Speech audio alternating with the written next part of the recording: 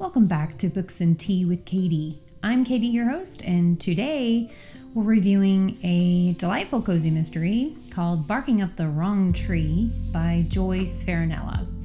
If you're a fan of sleuths, clever twists, and especially pet-centric escapades, this one's definitely for you. So grab a hot beverage, snuggle up, and let's get started. First off, let me introduce you to the book by reading the blurb. I find that's a great starting point for any book lover, so here goes. Natalie Hunt is fresh out of a job and launches her own pet sitting business, Fur and Feathers. But her first job takes a dark turn when her client is murdered, leaving Natalie a prime suspect. Determined to clear her name, Natalie follows a trail of clues with the help of her best friend Peyton and Detective Lance Braden. From jealous lovers to hidden secrets, Natalie must unravel the mystery before she becomes the next victim. This cozy mystery is packed with lovable characters and the perfect mix of humor, suspense, and heart. Okay, so that's the blurb. Now, did I like it? Did I love it? Yes, I really enjoyed this book. But before I explain why, let's actually get into the meat of it. Let's discuss it. So we meet the main protagonist, Natalie Hunt, in somewhat dire circumstances. So she's fresh from being laid off of work. She is kicked out of her apartment by her roommate, who is also a small part in this, but very interesting part of it. It's kind of not a very nice roommate. So Natalie's down on her luck, and she hasn't a clue as to where she's going, where she's living, what she plans to do. From what we gather from the very beginning, she's loath to phone her family. It's not that she doesn't have them, she does, but she's not wanting to call them because it's yet this other failure in her life. She's been laid off of work yet again. She seemingly can't keep a job, and she's definitely not like her accomplice sister, at least in her parents' eyes. So Natalie, as we meet her, is in quite the pickle when, lo and behold, in walks in a coffee shop. So she's in a coffee shop, kind of crying and that sort of thing, drowning her sorrows in coffee, which, by the way, that's great. I love coffee. I wish I could drink coffee, more of it. But so she's in this quaint coffee shop, and she's, kind of drowning her sorrows in coffee. And in walks her former boss from years back when she first moved to Chicago. So this takes place in Chicago. Now, typically cozy mysteries take place in a small town. This one's in Chicago. Don't worry, anybody that loves cozy mysteries, this does feel like a small town environment. So she sees her long ago from years past when she first moved to Chicago, Alyssa. And Alyssa sees her and asks her about her life, quietly listens to Natalie's predicament, and then does something remarkable. Alyssa offers Natalie a pet sitting job while Alyssa's off on a job trip. So apparently her current pet center canceled on her, and she's got like hours to find another pet center. And hey, you're here, you need a job. Do you want it? It's a hefty wage too, and it's a place to stay. Who wouldn't want to jump at that? I know I would. So can you even imagine putting yourself in this character's position, being in this type of position? This takes me back actually to my early 20s, right after college, and I was working like 2 jobs just to make ends meet, and that still didn't pay all the bills. I can definitely put myself into Natalie's shoes, and I'm sure plenty of people out there listening these days especially can feel the same. So the horror of being homeless, and also fearing the disappointment from family and friends yet again, that would be really difficult. It would be a difficult pill to swallow. So yes, I'd jump on the offer. I think a lot of people would.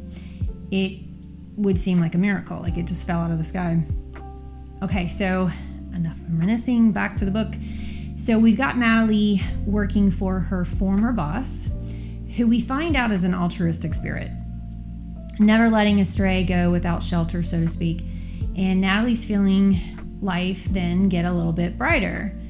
Alyssa promises to have her pup called Fluffy, who's a Pomeranian. So anybody that loves dogs, especially small dogs, Pomeranians, are gonna love this. So promises to have her dog Fluffy safe in her garden, her backyard. But when Natalie arrives to the home later that night, she hears faint yapping, but it's not from the garden. So automatically we're like, something's off. The yapping was actually from, quote, the pet bedroom, as Alyssa liked to call it. So Natalie doesn't skip a beat though. She's like, okay, that's fine.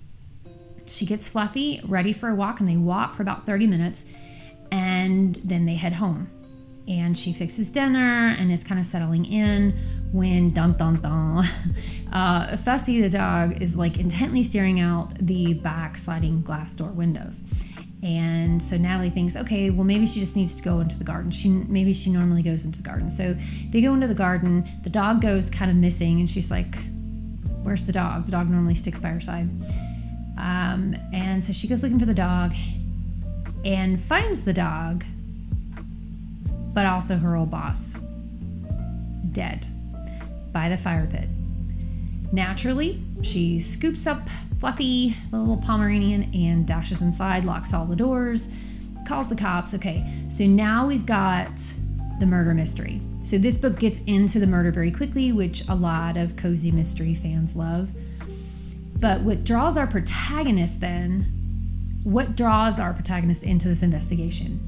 Well, quickly speculation falls naturally on Natalie, because she's broke, she's staying at Alyssa's place, they haven't spoken in years, just seems a little too weird, right? That gives Natalie the means and the motive to kill Alyssa. But the dashing detective Lance Bradley, he kind of keeps his cards close to his chest, but we get the impression that he's not so sure that, she's the killer. But she's not off the suspect list.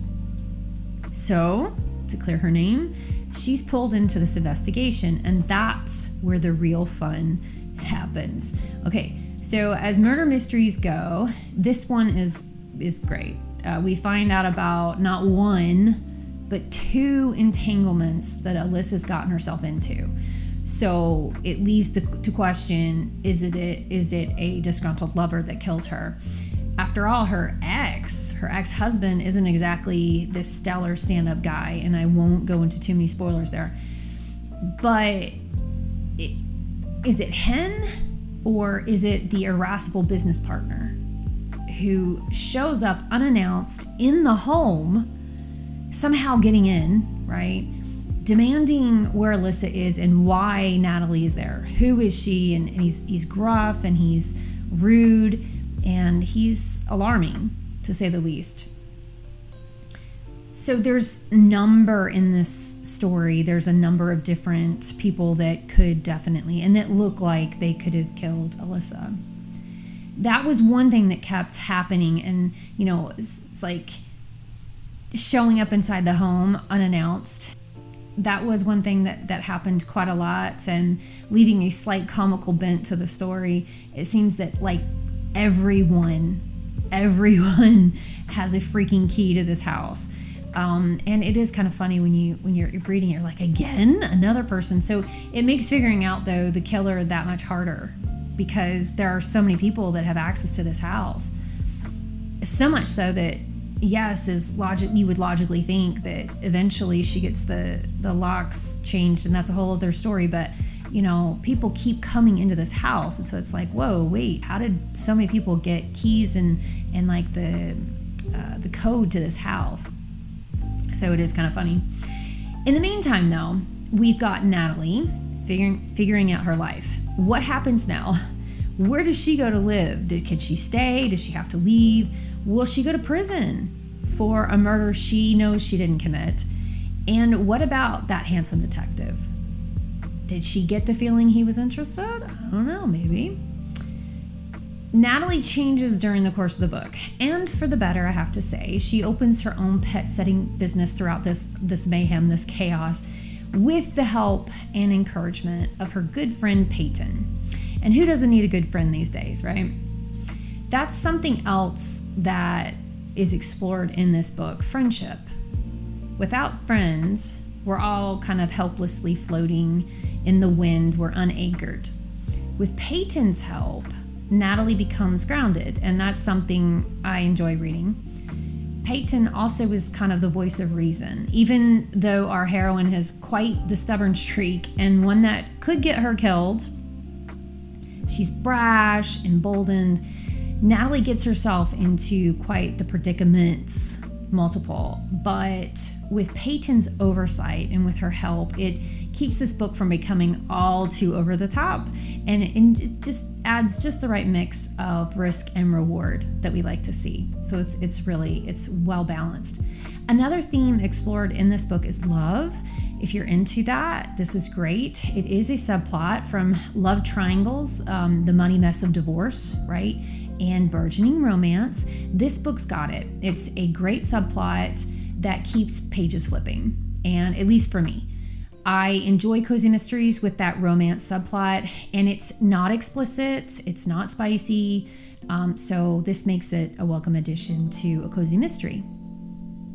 But I think the best theme of the book is not only justice for the dead, for the wronged, but also the evolution of our main character, Natalie Hunt. She goes from this insecure, twaddling mess to a more secured individual with a plan.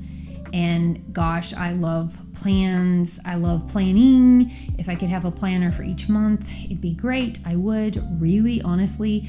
I love them with a passion, but never really getting around to doing much with them because there's just so much to do, right?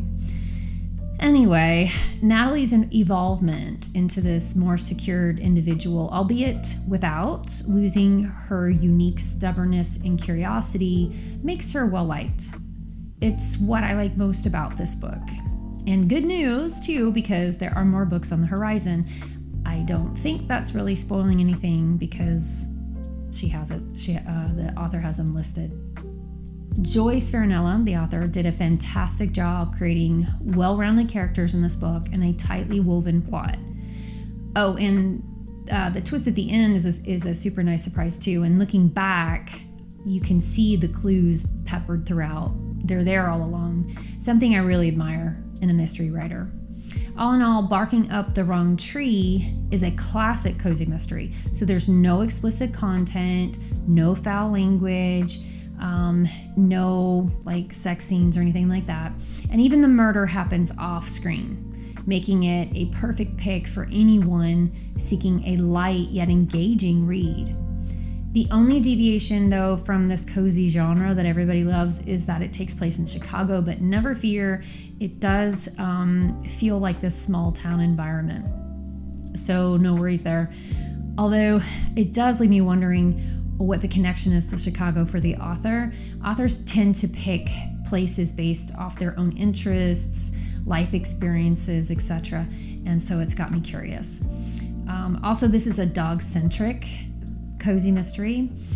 That little furball Fussy is just a wonderful addition to the story and actually plays a role in solving the murder. So never fear though, the dog does stay safe. So that also goes along with the genre, which does get me thinking though too. For all the animal lovers out there, what's your favorite pet? Is it a dog, cat, horse, pig, bird? If you could have any animal in a cozy mystery or even a mystery book, like a murder mystery whodunit, what would it be? I can't wait to read your responses. So please send them to me. You can reach me at katieuptonauthor@gmail.com and send me your responses because I want to know. Anyway, back to the book. Let's talk about the author just briefly. Joyce Farinella, she's been writing full-time in nonfiction and in fiction since 2011. And she is an avid mystery reader. And that all shines through in her book. As a reader, though, she enjoys crime-solving mysteries, and she loves to solve the crime right along next to the protagonist. As an author, she invites her audience to do the same. Joyce writes about friendship, love, and justice in her Cozy Mysteries, and you can find her books, including Barking Up the Wrong Tree, on Amazon. If you'd like to learn more about her, please visit her website at joycefarinella.com. That's JoyceFarinella.com. Again, you can pick up Barking Up the Wrong Tree on Amazon, and whether you're new to Cozy Mysteries or a longtime fan, this book is sure to make your TBR pile even more exciting. That's it for today's episode. Let me know your thoughts if you're reading Barking Up the Wrong Tree, and stay tuned for more cozy chats and bookish delights on Books and Tea with Katie. And next month, I'm reviewing more Cozy Mysteries, one by Jackie Layton titled Clutter Free. Plus, there's Anne Parker's The Deadly Detective Agency to look forward to. So until next time, happy holidays, everyone, and happy reading.